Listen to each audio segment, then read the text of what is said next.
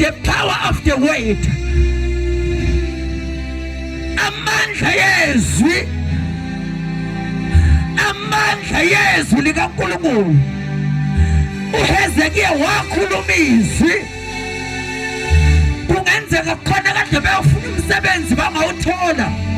Kungenzeka khona behambisa ama-CV abaqashwa. Kungenzeka khona ebaphelelwa imisebenzi. Kodwa ngizomemezela ukuphila okuphakade. Kodwa ngizomemezela ukuthi kukhokho okudiscouragile.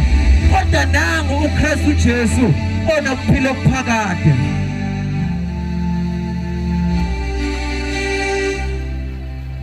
Waprofetha uHezekiya wathi mathambo hlanganani. Ngizoprofetha empilweni yakho, kodwa inye into okufanele uyenze ukuvuma ngenhliziyo bese uyakholwa ukuthi uKristu uyinkosi nomsindisi.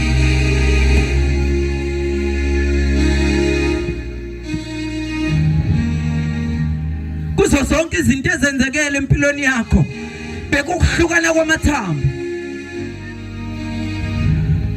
Bekuhlukana kwamathambo lokho.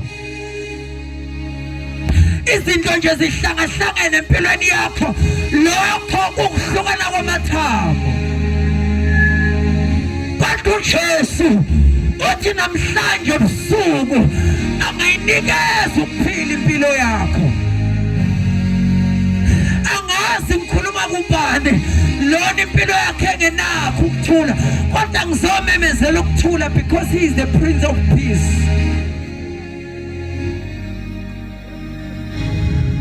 Izwi likaNkulunkulu lihlonyela kunokudela, kodwa lingamandla kaNkulunkulu ophilayo. Thank you, Jesus. Thank you, Lord. Thank you, Master. Thank you, Holy Ghost. Thank you, the Lily of the Valley. Thank you. Thank you, Lord. Thank you, Jesus. Bakhona abantu namhlanje ebusuku engizothandaza nabo kule ndawo, abanye bangilalele. I can feel it in the spirit. The power of the living God is hovering all over this place. I feel something. There is a power that is touching you wherever you are. There is anointing of God that is touching you wherever you are. Some of them, they are seeking. Right now, the healing of God is touching them. Some of the people, things are hindered, but the power of the living God is hovering right now. Every person, akhona kulenda kuthi ngimemezela amandla kaKristu Jesu njengamanje agijima ngama-waves yesound. Khona abantu abakhululwayo, khona abantu njengamanje njengoba ngikhuluma intambiso kaNkulunkulu iyehla all over this place. I just want to decree and declare the prophetic power in this place.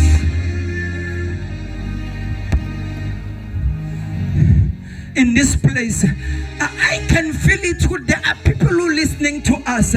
Some of them, they don't understand Zulu language, but I just want to welcome them in the presence of the Lord, because this kingdom is for everyone. This kingdom is for Jesus. This kingdom is about God. Allow me to welcome you to experience the power of the living God.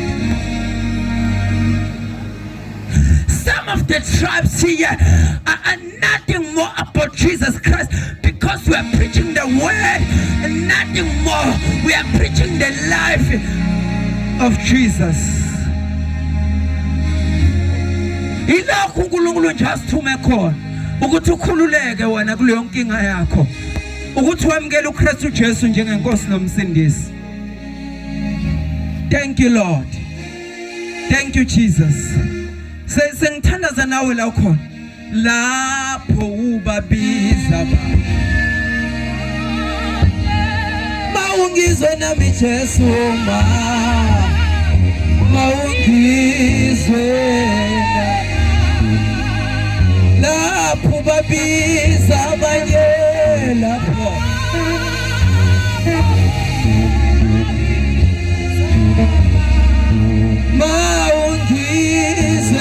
Jesu.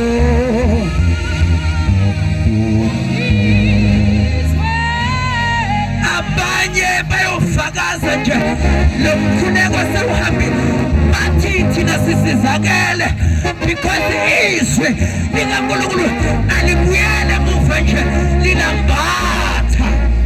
Bawungizwe nami, bawungizwe na abanye njengoba ngikhuluma abagula emzimbeni baphila, abanye izibopho zeminyaka ziyaqaqeka. Bawungizwe nami, bawungizwe na lapho babiza abanye lapho